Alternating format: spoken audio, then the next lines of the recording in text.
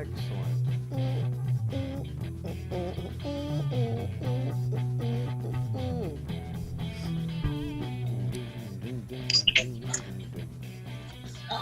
think I hear Dr. Clothier getting on. It's the doctor. Well, I haven't said anything yet. I haven't said anything yet. We're about to do the intro and then we'll bring you in. Okay, very good.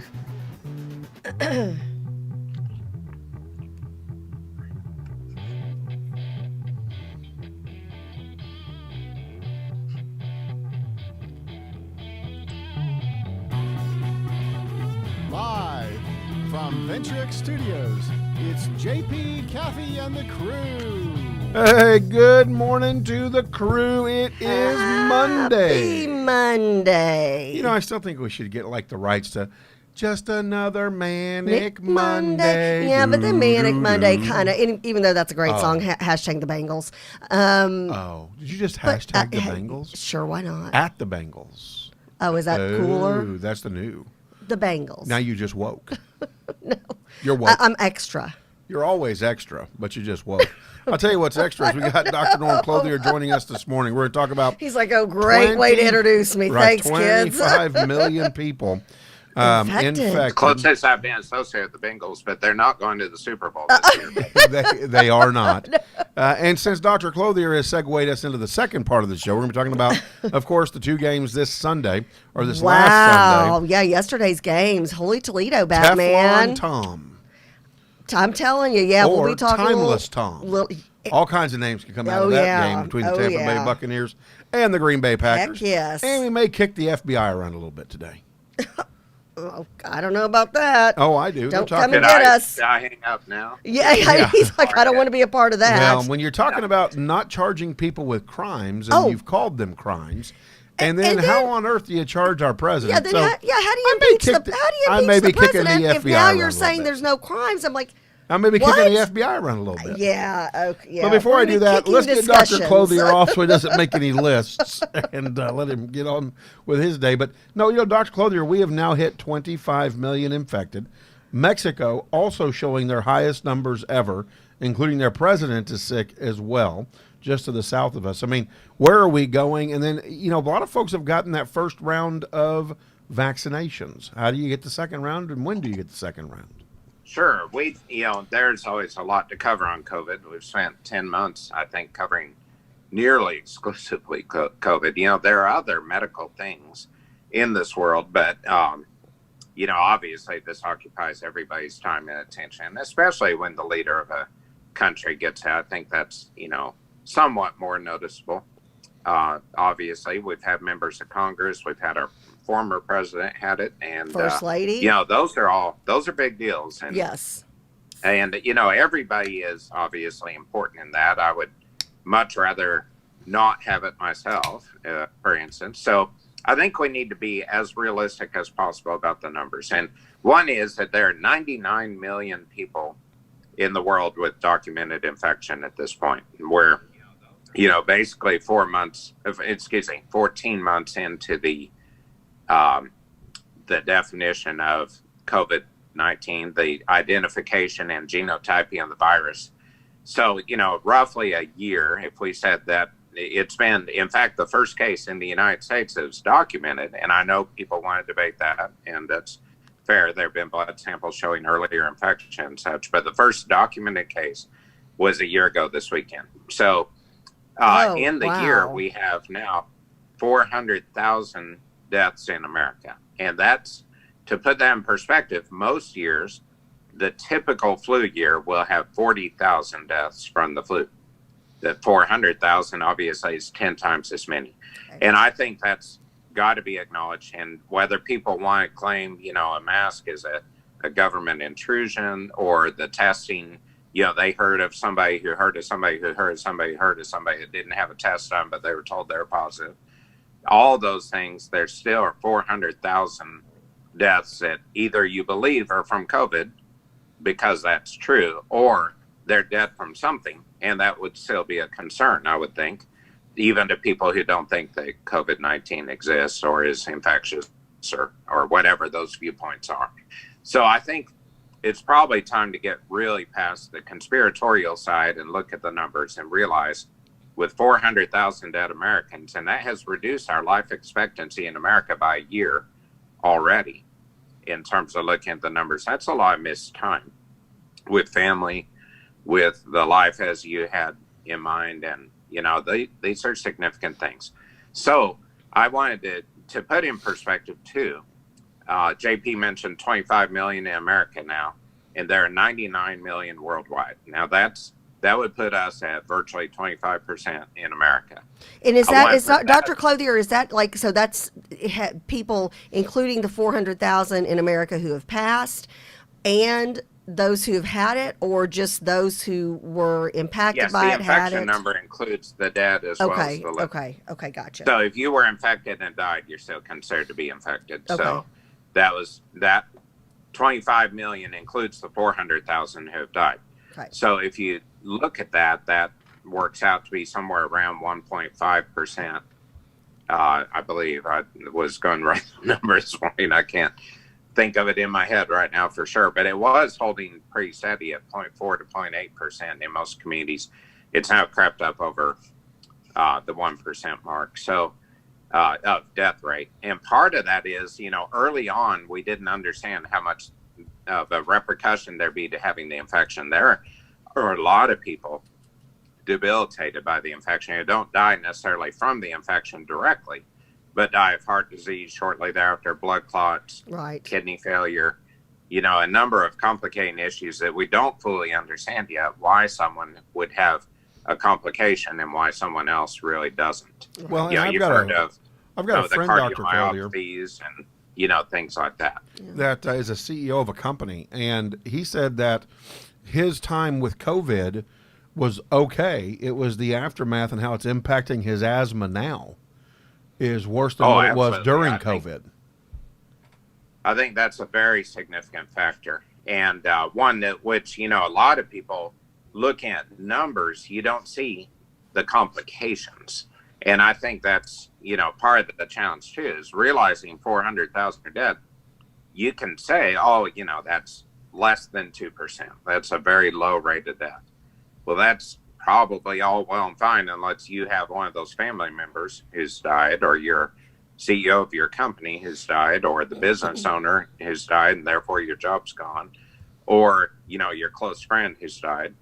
And then what we don't see in that number is the complicating factors that are pretty debilitating to people. I see a number of people who are able to go back to work after their specified time of symptom-free, no fever and all that, and they're fine.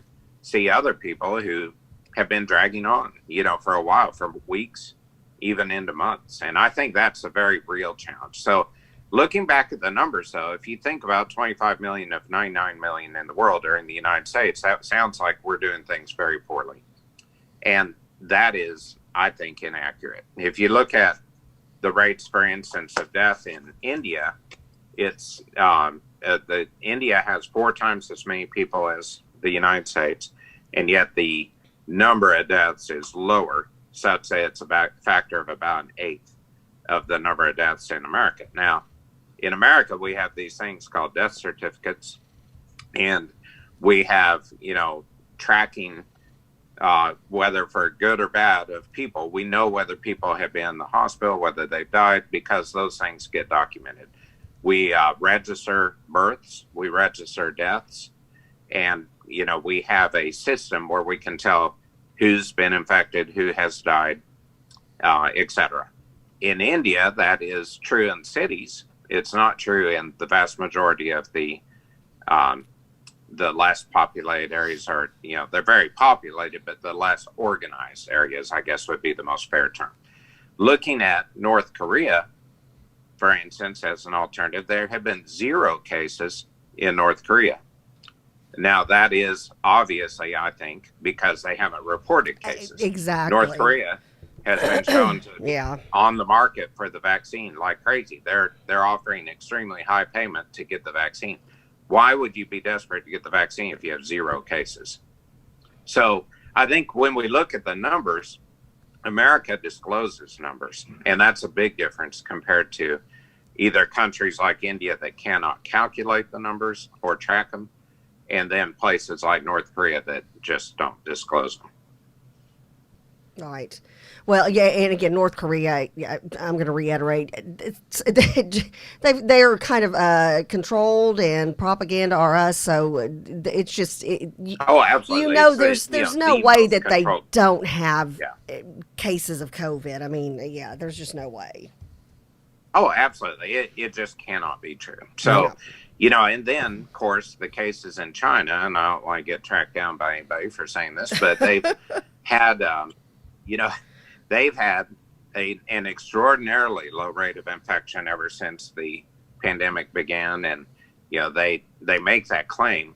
For those who, really follow this thing more closely, I think it's very apparent there are a lot more infections than they're disclosing. And so, those, of course, are communist nations with controlled information streams. They have limited, if any, internet. And, I think before people condemn the United States for such a horrible job of taking care of the virus, I think it needs to be realized that we're just more open about it than other countries around the world. There also are a number, if you look at the numbers in many countries, say in the Southern Hemisphere in general, there's a lot of debate about that because the numbers look really low, but yet there's very limited testing, very limited opportunity at hospitalization. You can't track the numbers in ICUs around the world in countries that don't have ICU care, for instance. So I would say the worldwide numbers are far higher than 99 million. And I think the U.S. does not account for a fourth of the cases worldwide. But I also think that we have 25 million cases and need to be realistic about that. That's going to be about 8% of the population. And that's a pretty considerable number of people, obviously. So, Dr. Clothier, we've got a question in from the crew. How many are post-infection and no longer have it? Out of the 25 million. In terms of fully recovered, I'd say that's very hard to come up with a number because we don't really have a great definition of fully recovered because of things like you were mentioning, like the individual with ongoing asthma symptoms, people with needed surveillance on their heart or their prior blood clot or their kidney function, for instance. So I would estimate, and this is a rough estimate, that somewhere around 3 to 5 million people have lingering symptoms. So you could say about 20 million have recovered, and then 400,000 have died, but somewhere around 3 to 5 million are still encountering the medical system enough to, because they have lingering symptoms and ongoing medical challenges. There could still be some of those who die, from blood clot, heart disease, whatever, that it's been accelerated by COVID during this time. And, may or may not ever show up as a COVID statistic. But I can tell you their health is obviously affected by it. So getting to the immunization, I wanted to be sure, I know we had some questions about intervals and the vaccine. Yes. I would suggest every person who can get the vaccine should get the vaccine. And I know that sounds radical to some people, but I think the odds of infection at this point, when you have 8% of Americans infected and you have a large number of people debilitated and a large number who have died, I think the risk of having soreness in your arm for a day or two is markedly less risky than the risk of getting the infection and seeing what happens. And I had the immunization. I had no symptoms whatsoever. The easiest thing I've gone through. I mean, it was simple, extremely simple. And I realize that's probably, on the upper end of the spectrum of, lack of symptoms. And some people certainly have more symptoms. But the general risk is soreness for a day or two. I know many people don't want to get shingles and they get Shingrix vaccine. I can tell you Shingrix vaccine causes a lot more arm ache than the COVID vaccines. And, I think you just have to put that in perspective, too. You're not going to die from shingles. You may be miserable, but there aren't going to be 400,000 deaths in the next year from shingles. Right. So, I think we also have to be realistic about that.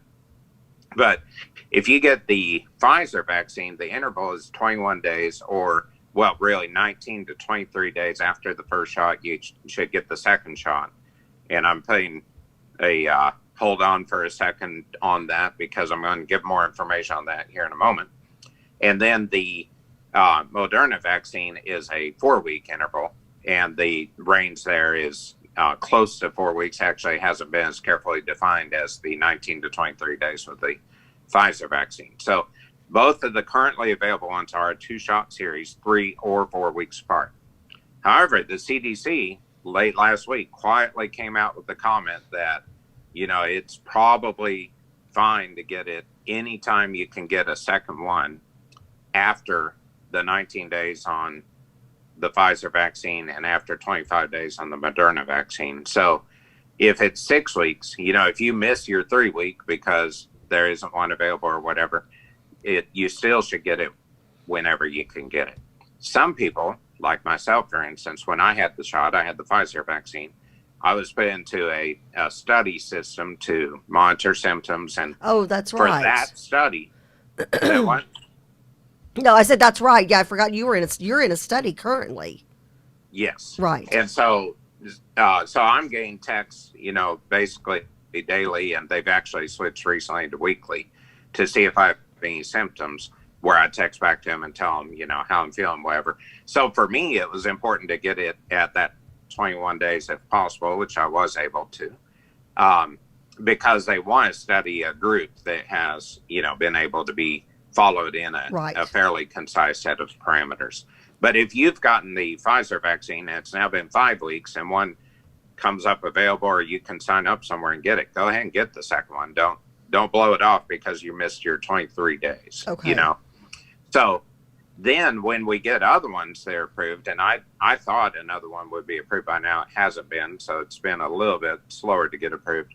The Johnson & Johnson one is talked about as being one vaccine. They're also now talking about possibly being a second one at 6 months. I'm assuming that's what the delay is right now, is trying to define the interval. Okay. So don't be surprised if, most every shot too is more than one shot series. So don't be intimidated by that. The shingle shot I mentioned earlier, so it's a series of 2. The recommendation for a pneumonia shot is twice. The recommendation on tetanus is every 7 to 10 years.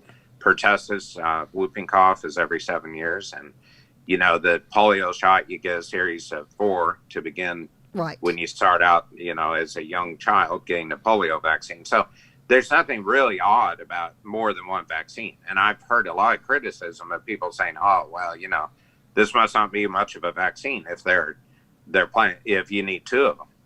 Well, that's, it's not true. I mean, it's kind of like treating, if you treat blood pressure, take one pill and done. Exactly. I think you got to realize there's a series because time goes on. Right. So, Dr. Clothier, we have a few more questions that have come in. Okay. One of them is, and it kind of goes along with the lines of the other question I asked you, but do we know how many people are currently infected with COVID-19? We see those daily numbers pop up, but do we know how many are currently infected? And then I've got another question after that. No, that's a great question. And, again, the problem is if you get positive tests and have evidence of infection, not everyone gets, followed in terms of getting the negative test. It's a manpower issue. The reason we have some challenging statistics to try to gather is that they're to try to do tracking and tracing of people's contacts, other testing, follow-up testing. It's a very challenging thing to keep up with all that. We just haven't had enough people in the health department system, the public health system, to be able to do so. And then, of course, there are people who clinically have the infection. They have fever, they've lost their sense of taste and smell, they have body aches, but for whatever reason, they haven't tested. I have a relatively high number of patients who call in and say, well, I'm sure I have COVID. I've got, all the symptoms, need time off work, whatever. And I'll ask when their test was. I'll say, oh, I'm not getting the test. And, that's obviously part of our freedom in America, which we have too, is you can opt not to get a test. So it's very hard to put a finger on that. Now, if you divide out, or if you look at the number of active cases since Christmas, for instance, it's gone up considerably since then. And so of the 25 million, somewhere around 5 million have been diagnosed over the last 4 weeks. Trying to find that number right now. Let's see. It looks like since the 29th of December, we have somewhere close to 20% of all cases. So I would say currently we probably have somewhere around 5 million infected Americans presently. But I don't think anybody knows that number for sure. Gotcha. And then our next question, who's working on a multivariant vaccine that covers new strains? Well, at the moment, I don't know the specifics on that. A number of companies are working on furthering the vaccine, including Pfizer and Moderna are looking at whether they need to make some degree of a change in the vaccine. As we discussed last week, viruses always mutate. And I don't find it surprising there are different strains being identified, in part because we've only had testing for any strain for about a year.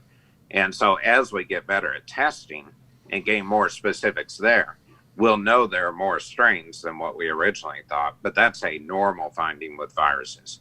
Viruses always mutate. They enter into humans.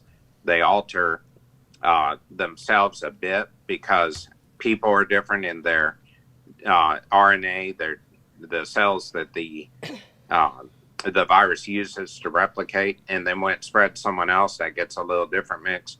That's why, as we discussed again last week, we've never had a cure for the common cold because there are so many viral strains. There are hundreds of mutations. That doesn't necessarily mean one cold is a whole lot worse than another. And the challenge, a lot of colds are coronaviruses. With this coronavirus, it's a novel coronavirus we haven't seen in the human population before, so we haven't formed much of any immune response to it. So when we get some degree of vaccination, which obviously is underway now, and it acts against a protein particle in the virus that is meant to be a stable protein particle, the best anybody could estimate, so that the virus should be, or the immune response of the body from the vaccine should be able to handle most any viral strain or mutation that there is with the virus. So if you have immunity to the particle that is most stable in the virus, then it should be carried across the many mutations that we're seeing. Gotcha. Another question came in from the crew. What is the incubation period again? I know you've talked about this before, but I think these are things we need to keep in mind as we go out there, especially if we're exposed to a big crowd.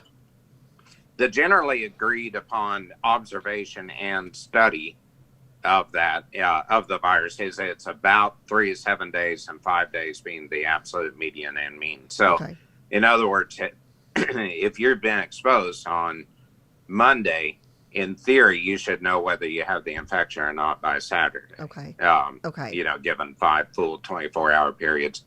The 3 to 7 day is a challenge because there's obviously a range. And again, that's normal with viruses. I think we've all had the experience where somebody in a family gets a cold and then somebody else gets it a day later, somebody else 3 days later, and somebody else a week later, But it is thought to be. So, in other words, if I last night had 10 people come over with COVID and break into my house and breathe on me, if I went and did a test this morning, it'd be too soon. Right. So, part of the testing is also needs to be practical. And if I didn't have any symptoms, if I wanted to be fairly confident I hadn't been infected by that group, I would need to wait somewhere around 3 to 7 days before testing. And we generally are recommending about 5.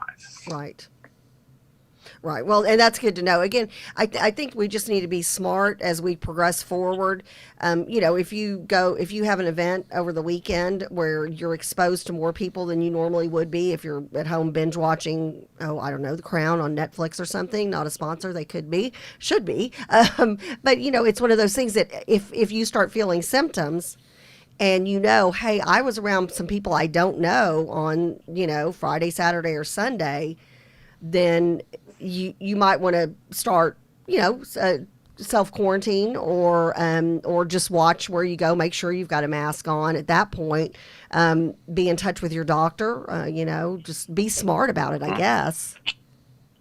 Yeah, the one change I'd make to what you said, because it's mostly true, but if you are starting to feel symptoms, you absolutely should quarantine and not go out. Okay, so if you get a sore throat, just shut it down. Okay, Yeah. Gotcha. Okay. Now, if you've been exposed and you have no symptoms, I think it's reasonable to do your very best with masking and hygiene and social distancing, and don't go anywhere that you don't need to. And, don't go somewhere like a restaurant where you sit there with a mask off for a while with recirculated air. Because if you have been exposed, you could be that, silent carrier, the pre-infection person or the asymptomatic person that carries it to someone else. Right. So to respect the life of others, you need to isolate as much as you can.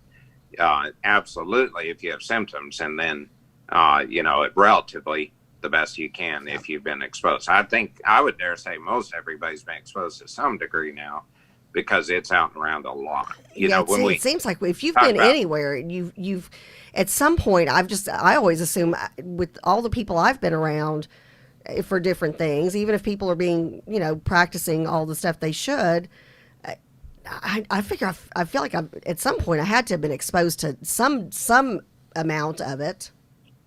Yes, I think that's very likely. I think the key is you haven't had high enough viral load to get infected. And that's where we talk about being in a room with people like more than 15 minutes or closer than 6 feet. It's all about the viral load. Right. Hopefully most everybody can head off immune-wise, a small number of viral particles. The bigger risk is when you have a lot of viral particles and they kind of overwhelm the body and become an infection. Right. Yep. And I think that's what you don't know. You could have a conversation with somebody that ends up having the the coronavirus. You hear a couple of days later, but maybe you only talked to them for about 2 minutes, and it wasn't like you weren't right in their face. So, but maybe if you'd been sitting next to them for an entire hour and had a meal sitting right next to them, it would be a different story.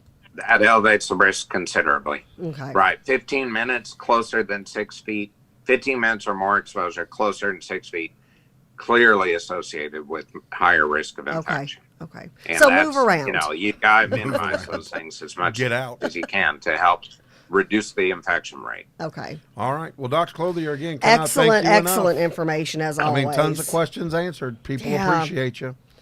Thanks, Dr. Clothier. You're the best. John Allen says thank you. Cindy Richmond says, way to go, Dr. C. So lots of Dr. Very C's nice. being tossed up there this morning. Lots of thumbs ups for you.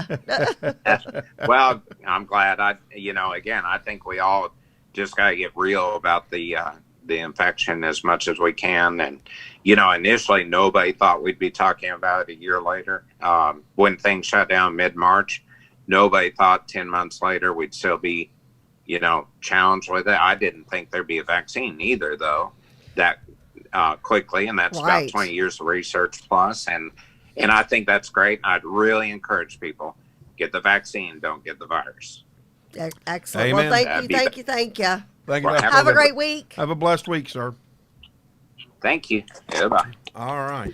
Great information. There we go. And COVID and it's talk. so interesting because Dr. Clothier has just an unbelievable range of topics he's covered for us over the years. He's so well versed in so many things. But this is what everybody continues. We have questions from members of the crew, JP and I both, throughout the week. People are like, "Can you please ask Dr. Clothier about this?" And it always comes back to the coronavirus and now the vaccine. So just trying to get as much good information out there. And I like Dr. Clothier's approach because he's not emotional about this. He's data driven. He's fact based. Just telling everybody to be smart. Use your noggin when you're out there. Did you say noggin? Yeah, noggin. Oh, wow. Interesting. Very Use cool. your head. Noggin. There you go. Well, there Noggin. you go. Well, I'll tell you what else is being used as the noggin. Pat Mahomes didn't show any ill effects from his concussion. And he was. Wow. Yeah. He was as sharp as a knife. He is crazy talented. In a gunfight. There you go. That's probably not very helpful. He is crazy talented. Well, he's got crazy talent around him. I mean, yeah, Casey's that's got to come just from all different directions. Michelle, you've got to Michelle be plays on for him? cloud nine. Oh, she could. She's multi-talented.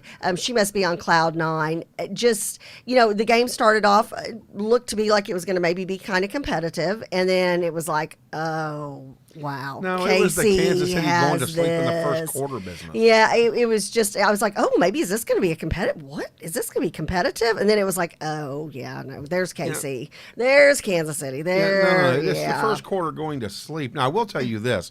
It looked at first like some wide receivers had been paid off and some return people had been paid off, which is what gave the Bills their early surge. A little early, yeah. A drop pass that could have turned into a 30-yard first down and probably would have led to a Pat Mahomes touchdown. Love being able to say probably, because speculation means you never will know. Yep. But nonetheless, dropped pass caused them to have to punt. Again, defense holds, receiving team can't hold on to the football. We're inside the 5-yard line. I mean, it got to the point where it was just, it was. Yeah, I'm texting Nathan. It was such an uneven match at that point. Yeah, I'm texting Nathan going, who got paid off? What's going? Who's on drugs? Y'all are funny. Somebody's on drugs. Nathan's like, I have no idea what's going on. I'm like, yeah, me neither. Oh. Of course, I have to eat a little bit of crow on the Green Bay game. Wow. Yeah, boy, there you go. You can't Tom Brady. count Tom Brady, the robot. I think, did Gail say, was it Gail last week that said, is he a robot? Mr. 3 interceptions, though, but they still pulled it off. Tampa Bay defense did their job. And now, however, the Green Bay defense did not. I was just shaking my head, and I'm like, come on now. It's Tampa Bay. But you know what? Tampa Bay Tom was hungry, and Tom, Timeless Tom. Timeless Tom, and he is. I really think, JP, I think he is the leader that motivates that team. And, so you may not have as much talent around him as you do in some of these other teams, but he brings out the best in these guys, and he did yesterday. Well, he's a leader. He is through and through. All I know is New England is not in the Super Bowl. No, and Tampa Bay is. And is this the 7th Super Bowl 10th. win? That he's going for his. Well, he hasn't if won. he wins, no, that's what I'm saying. If he wins, it will be his 7th win because he's got 6 Super Bowl rings. Right. But this is his 10th Super Bowl. I think he's the only player. Is he the only player, Coach Quigley, or somebody help me out, to have been in 10 Super Bowls? That's correct. I mean, it is what it is. The guy's crazy talented, future Hall of Famer, easy breezy. Just you got to give him respect. Got to give him respect. Well, yeah, I mean, he's already in the Hall of Fame without having to be admitted into the Hall of Fame. But he's also one of 2 quarterbacks. Or one of 3 quarterback, well, one of 4 now because he'll be the 4th. That will have started in a Super Bowl with 2 or more teams. You've been listening to too much radio. So, anyways, I listened to my sports this morning. If you can name those 3 quarterbacks without Googling, be honest, then I'll send you a $25 Starbucks gift card. Put it in the comments. Put it in the comments. Yep, and rock and roll on that. If you can name them. There are 3 other quarterbacks that started in Super Bowls for 2 different teams. Yep. So throw it in there and let us know. Coach, we're counting on you. And again, don't go to Google. Come on, sports people. Nathan, you're a sports guy. Let's get this done. So, yeah. So, anyways, point is I got to eat some crow.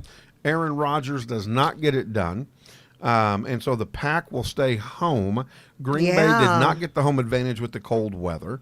Again, surprising for sure. I was like, Green Bay had everything going for them. They had everything on their side. Good old Tom, he's used to playing the cold. Tom was going to be the spoiler. I was hoping they were going to freeze the defensive legs, but it didn't work out. It did not. It didn't work out. So back to the Kansas City Chiefs. So I've got to eat my words. Pack lost, and it wasn't a blowout. Okay. Yep. Which I thought it would be, but like I said, Timeless Tom and the defense kept Tampa Bay in the game. However, I do count the Kansas City Chiefs game as a blowout. That was 14 or more points. They really were kicking their butt. I mean, after the first quarter. And you're talking about, and Mahomes is coming in after Fred, a concussion. you got two, Fred. You're missing one. Craig Morton and this Peyton is Manning. it was interesting. We my son had a That's two. great concert yesterday at Tupp's Brewery for School of Rock in McKinney, and they had the game on the big screen while we were there, and you were watching it in between sets. And there was a guy who had been sitting at a table next to us, and he's like, "Can y'all believe that game?" And he said, "This is the best marketing for the Super Bowl." And he's like, "I'm a sports fan." He said, "I wasn't super excited about the Super Bowl." He said, because we all were assuming at this point Kansas City was going to win. And he's like, "Man, you've got Tom Brady and Pat Mahomes in the Super Bowl." He said ratings just went through the roof. And I agree with that. I was like, you know what? You are spot on. I think advertising spots just got more expensive with these two. Hopefully they get more fun, too. So let's go over and I hope there's down. some of those progressive, the ones where the people are turning into their parents. You watch way too much TV. I love those commercials. You and my father had to catch me up on that. I love those. So let's run through some numbers real quick. Tom Brady was 20 of 36, 280 yards, 3 touchdowns, 3 interceptions. Doesn't sound like an NFC championship performance, but was enough to lead his team. On the ground, Fournette took care of business, 55 yards on 12 carries and a touchdown. That's what pushed them over the top. Of course, there's going to be a huge question mark that lingers over the coaching staff at Green Bay. In 4th down in the red zone, with over 2 minutes left to go in the game, do you really not go for the touchdown? Do you take the 3 points? That's going to be a big question. If it had been me at the coaching helm, I would have gone for the touchdown. I'd have gone for broke. Well, when you're into big games, you've got to get as many points on the board, and you've got to take those opportunities. It's a gamble. It's a risk. But I always think you've got to go for where can I get more points, which is going to set us ahead. Well, my theory is that your defense has been suspect the entire game at this point. Are they going to really be able to shut down, Timeless Tom? In that final march, I know, right? In that final march, and I got to put the ball in Aaron Rodgers' hands. I got to trust that my quarterback and my offense is going to get it done, and not rely on my defense and put that on there to get the ball back so that Aaron Rodgers can then drive down the field. Of course, everybody's going to play Monday morning quarterback on that. In the receiving core, Chris Godwin, 5 receptions, 110 yards, no touchdowns, but wow, moved the ball up and down the field so the chains never stop moving. Mike Evans, 3 receptions, 51 yards, a touchdown. Scott Miller, 2 receptions, 36 yards, a touchdown. And then Cameron, I think it's Brate, 3 catches, 19 yards, and a touchdown. Heading over to the Packers, and again, this is just Aaron Rodgers and crew could not get it done. He was 33 of 48. Now these sound like an NFC championship set of numbers. 33 for 48, 346 yards, 3 touchdowns, 1 interception. On the ground, they just couldn't get it going. Aaron Jones was only 6 carries for 27 yards, no touchdowns on the ground either. In the receiving core, there's 2 that really stick out. Of course, Marquez Valdez Scanting stands out. 4 receptions, 115 yards, and a touchdown. And then Devontae Adams, 9 for 67 with a touchdown as well. But again, nothing on the ground game. And really that was the difference maker. Tampa Bay being able to punch it in on the ground is what carried them into the Super Bowl. So 31-26, the Tampa Bay Buccaneers and Timeless Tom, Tampa Bay Buccaneers, on. Yeah, wow. Well, and Fred said, and I didn't even realize this until he pointed this out. This is the first time in NFL history that a team is playing in the Super Bowl in their home stadium. So That's correct. I mean, who a year ago would you have ever? Anyway, it's just it's crazy. I just a year ago we would never have been even thinking this would be a discussion. Of course, that was before the pandemic hit and before we saw Tom, leading the Tampa Bay Buccaneers. But Timeless Tom could have never in a million years guessed it. So, Never. And of course, Fred, to add to your bit of trivia there, it's interesting as they have been preparing the Tampa Bay stadium for the Super Bowl. They go on, and of course, they replaced the team logo with the Super Bowl logo. They left one up with old Tom Brady and Evans standing there. So, They did? They did. They've got a Tampa Bay insignia sign still up in the stadium where they will run in under. Yeah, oh yeah. Interesting. Yeah, so they left one up. Okay, Elizabeth said that Peyton is the only one to win with 2 teams. She said that's help from Brett. Start. Yeah, or start. Yeah. Two that started in the Super Bowl. She said that's help from Brett, but not Google. Yeah, I didn't say when. I said started. Yeah. Because you would be correct. Peyton Manning out of the group is the only one to win a Super Bowl with 2 teams. Yes. And so, but the question is, who are the 3 quarterbacks that have started for 2 different teams in Super Bowls? Tom Brady will now, of course, join their ranks. I don't, and Michelle put on there, didn't realize, and I still don't think of him as even in his 40s. Tom's 43. Pat's 25. He is young as all get out. But Tom Brady's, he's 43. So he's got almost 20 years on Patrick Mahomes. I mean, he's just. And Elizabeth Merritt gets it. She gets it. I wasn't looking over there. You didn't give me the heads up, but her guess was, unless somebody guessed before her, Peyton Manning, Kurt Warner, and Craig Morton. So now, can you name the teams that they did it with? Yep. I can. Can you? There you go. But so Elizabeth, I think you win, but I got to go up and look to make sure that nobody else answered that question ahead of you. Charles Gura said John Elway, Peyton Manning, Craig Morton. Nope, it was in fact Kurt Warner, not Brett Favre. So it looks like you are the winner, Elizabeth. Congratulations. Yep. Yay! I will mail you out a $25 gift card. Private message me your address. Good times. Good and times. So there you go. All right, so let's go on back. The Buffalo Bills and the Kansas City Chiefs. Well, I was right about this game, so I'm 50-50. To me, it was a blowout. The Buffalo Bills only showed promise at the front end of the game because of the turnovers and the lack of offensive execution by the Kansas City Chiefs, and so it got them in the game early. But really after that, it was pretty much a blowout. In the first quarter, the Buffalo Bills scored 9 points, left the Chiefs with a goose egg. However, in the second quarter, the Chiefs went up 21-3 at that point. In the second quarter, in the third quarter, 10-3. And then in the fourth quarter, the Buffalo Bills put 9 on the board, but the Chiefs put 7 more. Let's look at Josh Allen, young quarterback, 28 for 48, 287 yards, 2 touchdowns, and an interception. And then on the ground, Josh Allen was the one getting it done as well. Devin Singletary, pretty much a non-factor in the game. Josh Allen carried the ball 7 times for 88 yards. Again, the Buffalo Bills just didn't have enough offensive power to be able to get it done. And so then heading over to the Chiefs side of the coin, Patrick Mahomes. Again, these are AFC championship numbers. Yeah, he's 29 for spectacular. 38. Again, fantastic. Now, and really, at least one of those were dropped passes that should have been caught. 325 yards, 3 touchdowns, no interceptions on the ground. And again, both teams that won in their respective conference championships, their running backs produce a touchdown. Yep. Darrell Williams, 13 carries, 52 yards, a touchdown. And then Clyde Edwards, 6 carries, 7 yards, 1 touchdown as well. On the receiving end, huge game for Tyreek Hill. 9 catches, 172 yards.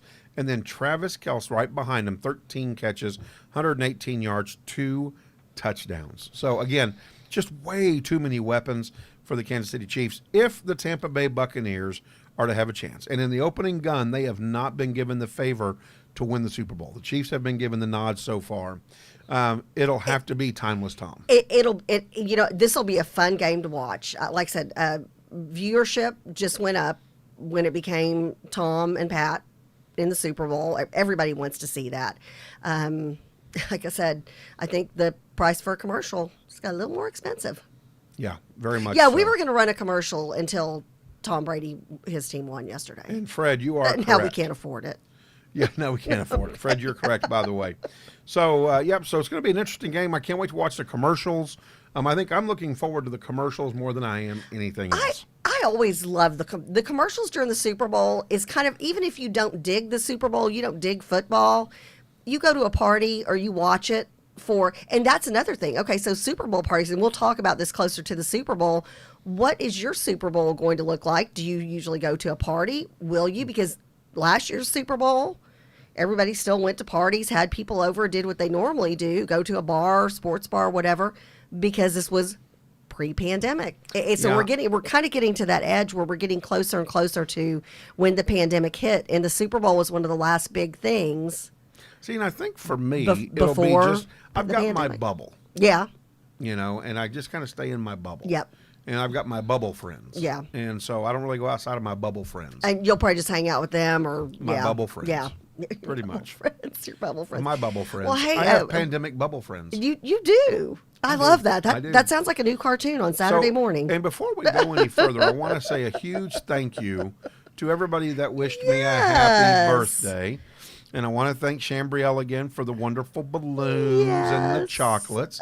That was very, very sweet. And then, so the biggest, one of the things I think as you get older, I've had several people ask me, what'd you get for your birthday? And I'm like, really, I didn't get a lot. I said, but I didn't ask for anything except for one thing. And they were like, well, what'd you ask for?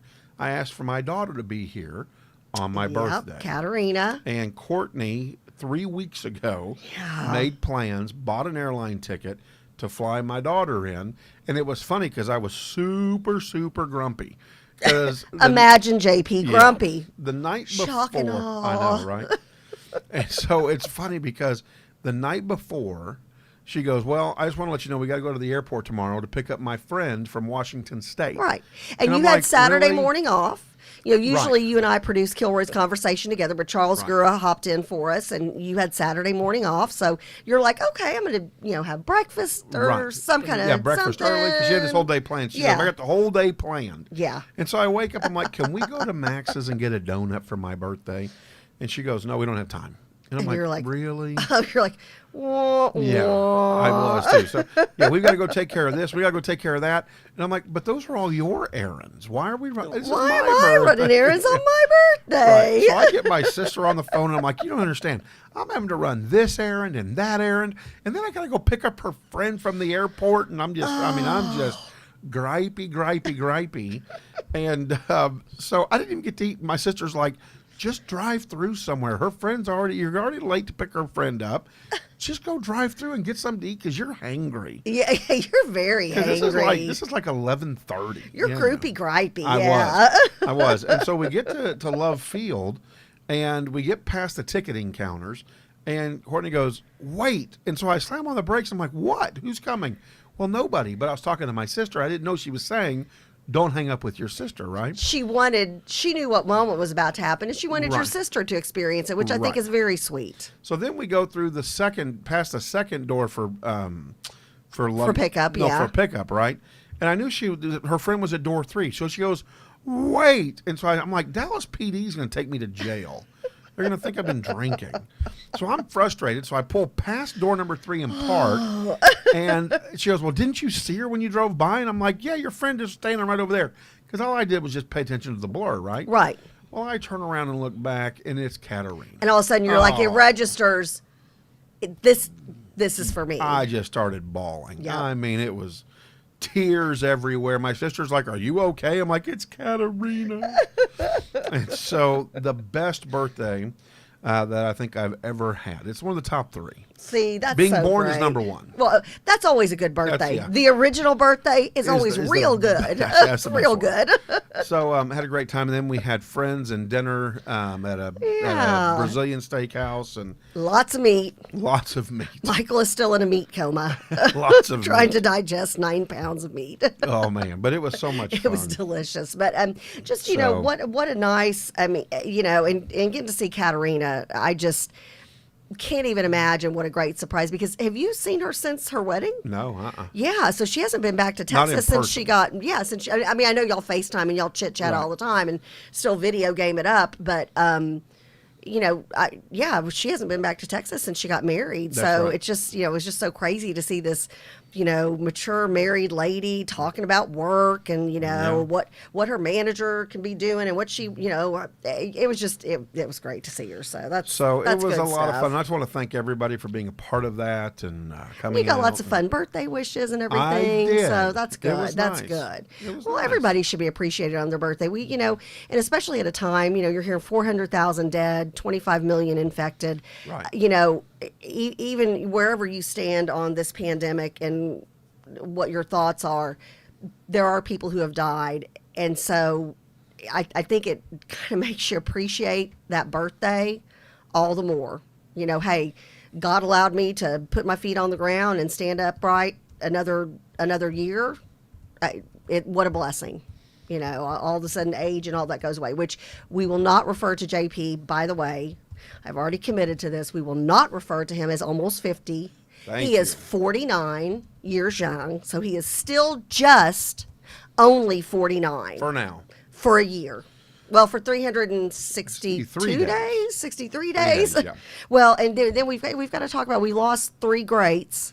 Boy, no kidding. Since Friday. Hank Aaron. Yes. Unbelievable. Just a crazy, talented. Incredible era there. Yeah, fantastic American. Yeah. We lost Larry King. Yeah. Long time icon. Yeah. Icon. And then we also lost James White, who I was a huge fan of him and the Broken Spoke. Saw many concerts out there in my day. Really glad that I got to go with my husband. The night before we went to see Willie Nelson on July 4th, 5 years ago, we went to the Broken Spoke to see a couple of bands out there and dance and hang out and have a good time. And we got to sit and visit with James at length. And, this is a man who I met back in my college days, and what a great Texan, what a great American, and he just passed yesterday at the age of 81. A huge loss to the Texas world of music. Absolutely. Really is. So, absolutely. Broken Spoke will never be the same again. And there's my three. Yeah, and that's the trifecta. And I sent you that. I said, I saw that. There's the trifecta, because all about the same age, all very iconic in their own right. So, hope they all rest in peace, and just ask you to lift their families up in prayers, because family and fans are hurting right now over those three losses. Well, and again, thank goodness the trifecta's over, so we don't have to watch and wait. Worry about who it is next. Yeah, buddy. We always do that on this show. We speculate. We obsess over that a little bit too much. We really do. Wee bit too much. Wee bit too much. As we get ready to head out, remember we are going short on Mondays. Yes. 7:30 to 8:30. And so, but as we get ready to go everybody out, else like, wait, what? Oh, yeah, that's right. Fabi, as I call them. Who? Fabi. Who's Fabi. Fabi? Yeah, Fabi. Who's that? FBI. Oh, Fabi. the FBI. Yeah. Yeah, so what's up on this? Yeah, it can't be Help JP, me out Kathy, on and the this. crew without a little bit of Political Fabi kicking. shebanger. Yeah. I got a Fabi kick. So here's what's interesting, right? The Justice Department and the FBI are debating on whether or not they want to charge some of the Capitol rioters. This just blows my mind. And the biggest concern, here's their concern. So I guess if you want to commit a crime, send out a big email to your email group and get 500 or more, and that way nobody will want to prosecute you, because that's what it's coming down to. Part of it anyways. Well, yeah, there's 800 don't get people, this. and our court system will get bogged down, and we don't have jail space for them all. So basically you're telling people from another country that, hey, it's a free-for-all at the Capitol. Pretty much. Again, as long as you commit Bring a crime. zip ties. It's all good. Right. As long as you commit a crime of 500 or more people, then they're just going to leave you alone.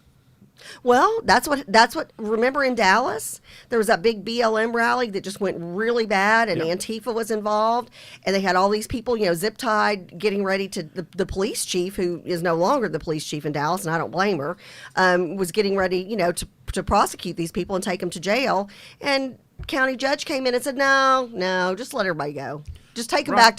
Give them a ride back to their cars. Right. Free Uber service, police Ubering. But so it's interesting that we are going to decide whether or not we prosecute a crime based on the availability, and I don't even know if you can call it availability. I guess the speediness of a possible trial or not trial. Number one. When did we ever worry if there's a crime? Go through the appropriate steps to bring it to justice or to dismiss it.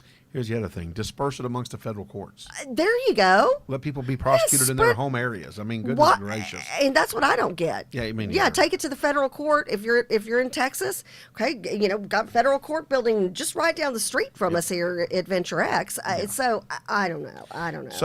So here we go. So then the question becomes: if these people don't get charged, then does the president really commit? Then how does he have an impeachable offense If everybody else is getting a hall pass. Right. And again, yeah. one of these, not today, but on another day, I am going to download his speech, and I'm going to read his speech. Which you and I have both read verbatim to see, did he There's say no insurrection. There's not. There's not. There's just not. And I think this was going to happen if he was there or if he was not. I think if it was just somebody who was the head of whatever group was out there and this person or that person, I don't think it mattered to the people who were there. Right. To wreak havoc. Right. And you know, and you know, well, everybody's got a different story. And so that's another thing. So then does this mean that, are they finding out that maybe these are some people from liberal groups? Maybe are these some Antifa folks and this, that, and the other? Who knows? But again, a trial would have brought out the truth. So now we're in a situation where the liberal media can continue to say it was Trump rioters. Oh, those President Trump people. How dare they? I agree. Now they get to keep that going forever and ever, because I kept saying, you know what? I'm going to wait and look at all the facts when these things go to trial. Then we'll know who's who was with what group, who worked together, to attack the Capitol that day, who had malicious intent, who was just an innocent bystander who got carried away, whatever the case may be. Now we won't know if these don't go to trial. Hence, the Nancy Pelosi's of the world can push the same agenda for the next 4 years. Well, and it's all politically driven. We know that. It is. The idea is to shut down President Trump completely. Yep. But one step further beyond that, how do you prosecute a president now in the Senate? Number 2.